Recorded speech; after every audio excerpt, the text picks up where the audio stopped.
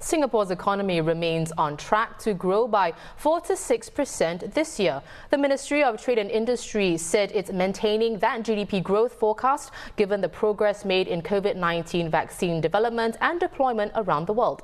MTI expects the economy to see a gradual recovery over the course of 2021, although the outlook remains uneven across sectors. For last year, the economy contracted by 5.4%, a reversal from the 1.3% growth recorded in 2019.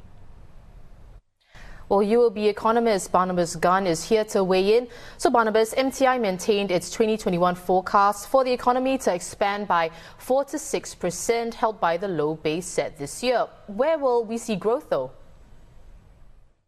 Yep, hi. Well, as we can see from the growth numbers alone, we have actually seen a somewhat encouraging manufacturing growth in 2020. And in fact, if we look at the December expansion for manufacturing, it is an encouraging one and sets somewhat of an optimistic tone for 2021. And also, if we account for the adoption of 5G technologies, the uptick in semiconductors demand, at least for the upcoming year, growth will likely be on the back of the manufacturing momentum. I think what's important to note, in fact, will also be the improvement in global trade wins, especially when we will likely see some uptick in external trade demand from and around the world. We have seen growth recovery, at least from key developed as well as developing economies, and that would mean the improvement of trade-related activities. And Singapore being a trade-reliant economy, we produce to trade and we produce to export, would mean that both manufacturing and trade activities could improve into the upcoming year. Now, GDP for 2020 down 5.4%, but expected to rise to 6% this year. Barnabas, are we set to be back to pre-COVID levels? Well, let us just define what is pre-COVID levels. I mean, in the sense that we have, more so, if we look at the average growth pace between 2010 to 2019, that's 10 years, just during pre-COVID, Singapore has expanded by an average of 5% during this period of time, 2010 to 2019. And that would mean that in the absence of COVID-19, we can safely say that Singapore should expand by around these levels in 2020 and in 2021. Now, we all know that Singapore has contracted by 5.4% on a year-on-year basis in 2020. And we are only looking for a range of 4 to 6% for 2021. That would mean that if we do grow by between 4 to 6%, accounting for the minus 5.4% contraction in 2020, that would put Singapore's economy to where it first began in 2020.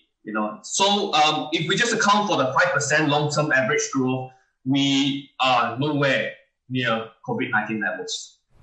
Oh, I see. Well, Barnabas, let's talk about the budget statement which DPM Heng will deliver tomorrow. What measures do you think could supercharge our economic recovery? Well, I'm not so sure about supercharging, perhaps, but I think important to note really is that the budget is expected to allow Singapore to recover from the COVID-19 pandemic and emerge stronger. But I think it's also important to note that the budget will likely revisit medium to long-term measures to develop Singapore's advanced manufacturing capabilities, as well as what we do know, making Singapore as a smart nation by improving its digital connectivity and accelerating Singapore's industrial transformation. Importantly, I think the budget measures will likely be calibrated to cushion and support the industries that will likely still be in the doldrums given COVID-19. That would mean most likely the tourism-related industries as well as the aviation industries. And that would mean that COVID-19 will likely also introduce measures to try to support these ailing industries that still remain affected by COVID-19. However, other measures that will likely that has been introduced before from the broader scheme of things to benefit the entire economy will likely be scaled back That would include the job support scheme that were previously used to support wages across Singapore's whole broad range of industries. Now, on the job support scheme, Barnabas, that you brought up, of course, that was a major part of last year's 5 budgets to help the labour force. Now, that's set to expire next month. Now, we know these sort of measures can't be indefinite. So in terms of providing relief to workers, what are you expecting? Do you think it will come in the form of an extension to the JSS or other schemes? Well, I think the growth numbers that we've seen in the fourth quarter has clearly shown that Singapore's economic recovery is uneven. There has been green shoots, or more so industries that have performed well, like the finance and insurance industries as well as communications. But other industries such as the tourism-related ones, retail trade, as well as aviation, still remains in the doldrums, and that would mean that the job support scheme could likely be extended for these industries. But I think other forms of policies that will also help Singapore to recover from COVID-19. Really, it's probably stemming from the COVID-19 support grant, whereby it is a scheme to help Singaporeans and PR who are still retrenched or placed on involuntary no pay leave for 3 consecutive months, as announced in previous budgets in 2020. That could be revisited in budget 2021. Really, we do note that the unemployment rate for Singapore is at 3%, at least for the whole of 2020, and that is still higher than the long-term average at 2%. And that means that some form of support, at least from the job market, is still needed at this juncture. The Straits Times will be carrying DPM Heng's budget statement live tomorrow from 3 p.m. You can watch it on our Facebook, YouTube and Twitter platforms.